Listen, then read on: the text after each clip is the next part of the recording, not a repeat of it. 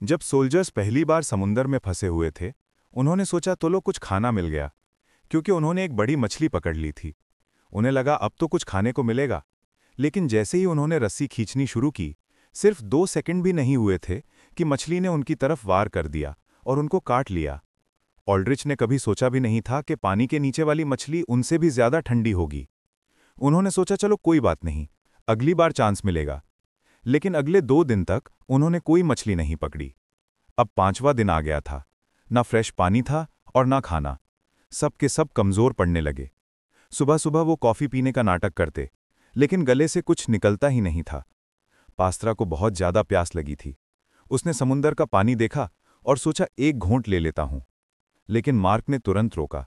बोला, सी वाटर से प्यास नहीं बुझती और डिहाइड्रेशन और बढ़ता है।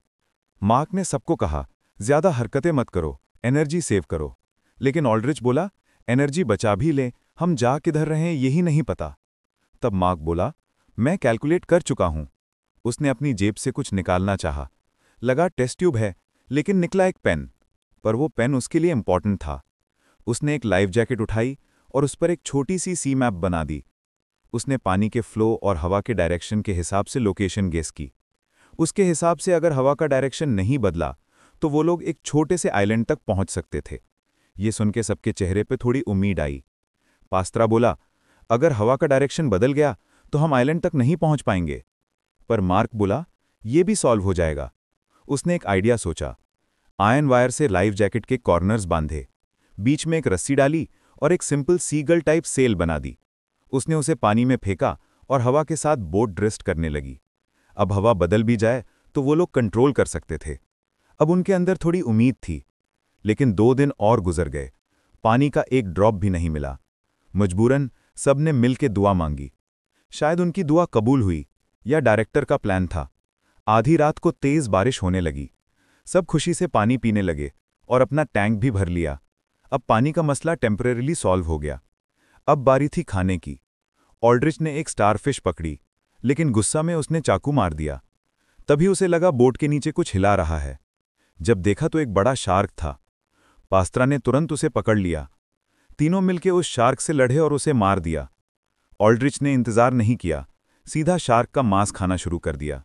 उसने देखा शार्क के पेट में कुछ छोटी मछलियां थीं, उन्हें भी सीधा खा गया। 7 दिन के बाद पहली बार उन्होंने कुछ खाया। सबने मिलकर शार्क खत्म कर दी। लेकिन अब एक नई प्रॉब्लम आ गई। शार्क के खून और बचे हुए टुकड़ों से और शार्क्स आ गए, पर जब तक वो पानी में नहीं उतरते सेफ थे। रात के वक्त ऑल्ड्रिच थोड़ा बेचैन हुआ। उसने सोचा पानी से मुंह धो लेता हूं। लेकिन जैसे ही उसने हाथ पानी में डाला, एक शार्क ने उसका हाथ काट लिया। अच्छा हुआ उसने तुरंत खींच लिया। पास्त्रा ने आवाज सुनी और तुरंत बंदूक से गोली चला दी। मार्क ने उसका हाथ चेक किया, सिर्फ छोटी सी चोट लगी थी। पास्त्रा ने अपनी स्कार्फ दी, मार्क ने उससे बैंडेज बना दिया। अब वो सब और थके हुए थे।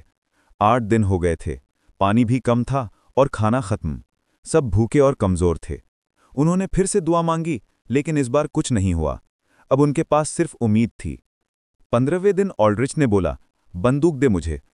पास्त्रा को लगा वो अपना लाइफ एंड करने वाला है। लेकिन ऑल्ड्रिच बोला, क्या तुझे मीट खाना है? पास्त्रा ने देखा एक सीगल बैठी थी। ऑल्ड्रिच ने एम करके गोली चलाई और सीगल मर गई।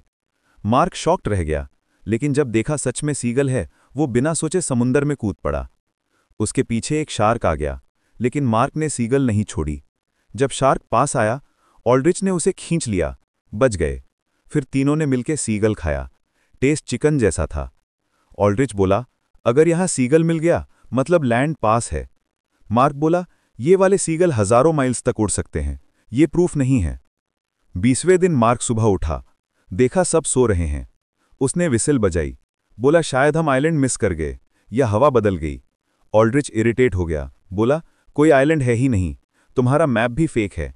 फिर उसने मार्क से पूछा, प्लेन क्रैश के पहले तुम क्या कर रहे थे? मार्क ने फाइनली सच बोला, मैं सो गया था। जब आंख खुली तो हम नेविगेशन से दूर थे। ये सुन के सब शॉक्ड हो गए। पायलट ही अगर सो जाए तो टीम कहां से बचेगी? मार्क ने सॉरी बोला, मुझसे गलती हो गई। थोड़े टाइम बाद सबने उसे माफ कर दिया। फिर उन्होंने मार्क के बनाए मैप के हिसाब से डायरेक्शन फॉलो की। इस बार उन्होंने अपने जूते यूज करके हवा का फ्लो सेट किया। लेकिन दिन गुजर गए, पानी और खाना दोनों खत्म। पास्त्रा बेहोश होने लगा। तभी आसमान बदल गया। सबने सोचा फिर से बारिश होगी। उन्होंने पानी इकट्ठा करने की तैयारी की, लेकिन इस बार तेज तूफान आ गया। ह्यूज वेव्स ने उनकी बोट उलट दी। तीनों पानी में गिर गए, पर अच्छा हुआ सब बचे रहे। उन्होंने बोट वापस सीधी की और उसमें चढ़ गए। बहुत मुश्किल से उन्होंने तूफान झेला। फिर कुछ दिन और गुजर गए। सब थक चुके थे, भूखे थे। मार्क ने मजबूरी में सी वाटर पिया। तभी ऑल्ड्रिच चिल्लाया, आइलैंड। सबने देखा सच में आइलैंड था। खुशी के मारे उन्होंने सारी थकान भूल गई। तीनों आइलैंड की तरफ तैर के गए। जब पहुंच गए, देखा वहां लोग भी हैं। उनकी जान बच गई। 34 दिन तक वो पैसिफिक ओशन में 1000 माइल्स ड्रिफ्ट करते रहे। ये एक ट्रू स्टोरी है।